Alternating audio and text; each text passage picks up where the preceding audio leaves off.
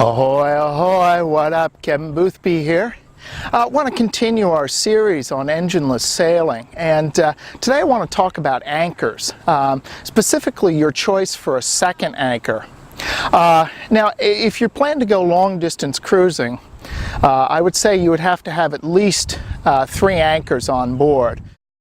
One, of course, is your main anchor, and this anchor should have good holding power in a variety of harbor bottom types. It also should be an anchor that will not easily snag or foul or break out if the wind starts blowing in a different direction and the boat swings around. What I'll call your third anchor should be a good heavy storm anchor of some sort, just in case all hell breaks loose. So the subject of this video is, however, your choice of a second anchor. And the main requirement for your second anchor is, apart from having good holding power, is it should be an anchor that you can easily run out in a dinghy. And basically what that means is that it's an anchor that can set and hold with little or no chain. My main anchor is a Delta, which works quite well, but that anchor requires a fair length of chain. I have about 60 feet in order to hold the shank down, otherwise it won't set.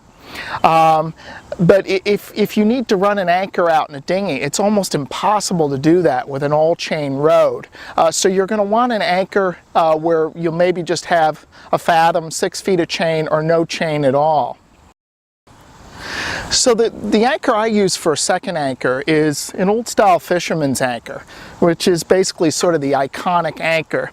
See, it has a couple of flukes, and then on the other end there's a cross piece, and this one weighs 35 pounds. And this anchor I found has tremendous holding power. In fact, it has saved me, and it has saved the boat on several occasions. This anchor held when nothing else would. And the rode I have for this anchor is I carry 200 feet. I carry 200 feet of 1/2-inch nylon, and especially if you're not going to have any chain, you want a rode that's fairly stretchy. Three-strand nylon is not only cheap, but it fits the bill as far as being fairly stretchy. Now, you may be wondering, why do I need a second anchor? Why do I need an anchor I can run out in a dinghy?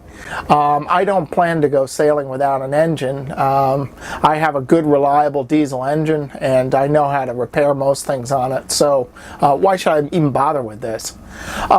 One reason you want to have an anchor you can easily run out a dinghy is if you go aground. Especially here on the Chesapeake Bay, there's a lot of shallow water, and it's not hard to do. And you may go aground hard enough that your engine cannot pull you back off. And in that case, you would want to run an anchor out in a dinghy toward the deeper water and take up tension on that anchor, and hopefully be able to pull yourself off. Or if you can't pull yourself off, at least keep tension on that anchor so that you do not drift any further aground while you're waiting for the tide to come in and lift you off. Another situation where having an anchor you can easily run out on a dinghy is very helpful is if you're trying to get off of a dock and the wind is blowing you directly on the dock, especially in situations where you have boats that are tied up close by fore and aft of you, so you don't have much room to move. And in that case, the safest way to get off a dock is to run out an anchor to windward and just pull yourself off the dock. That way everything's under control and you can do it safely, and the boat will be head to wind so you can easily sail or motor away. Now, of course, I understand a lot of modern boats these days have bow thrusters, so if you have a good bow thruster, you could do it that way as well.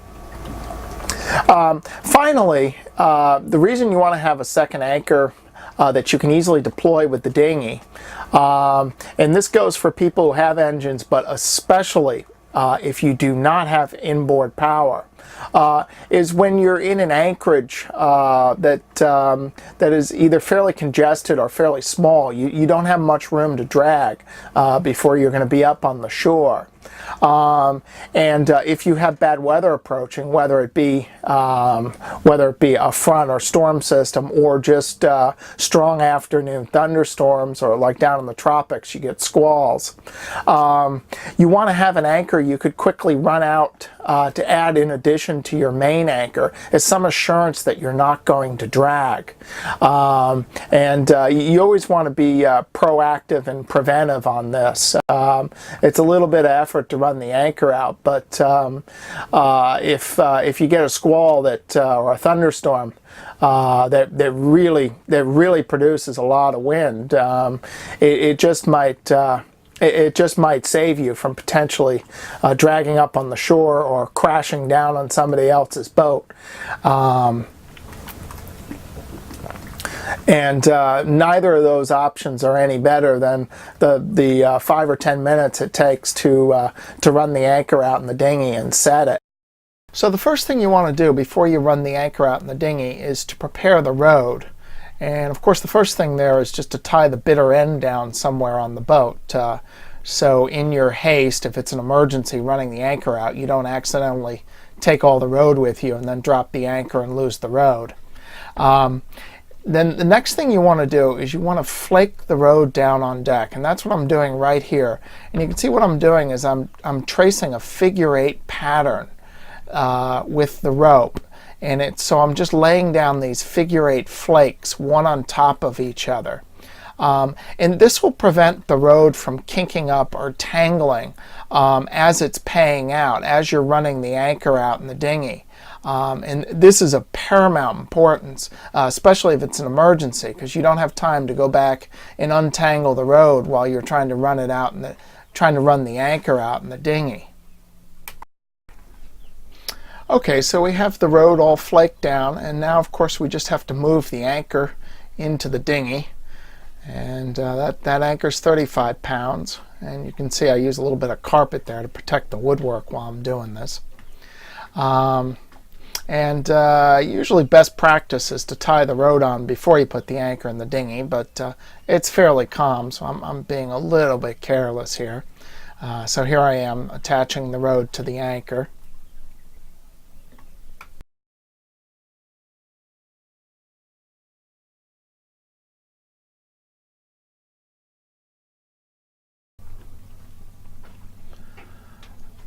Okay, and so finally the last thing to do here is first place the anchor down in the dinghy and untie the dinghy painter, which is what I'm doing right now.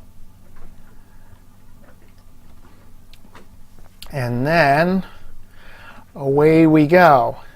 And watch how smoothly the anchor rode is going to pay out here because we have it all flaked down. See how it just pays out, no kinks, no tangles, just effortlessly there.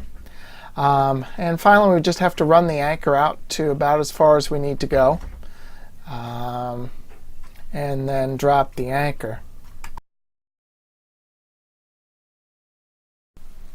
So, and here we go, we're going to drop the anchor right now.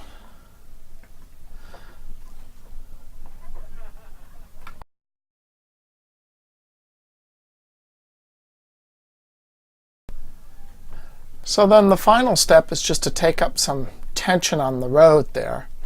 And you want to do this gradually at first, because generally anchors, you don't want to put sudden tension on them until they've set. So there I felt it. I jerked it a few times, and it feels like it's setting. And so then finally we'll just tie it down to the cleat there, and the job is done.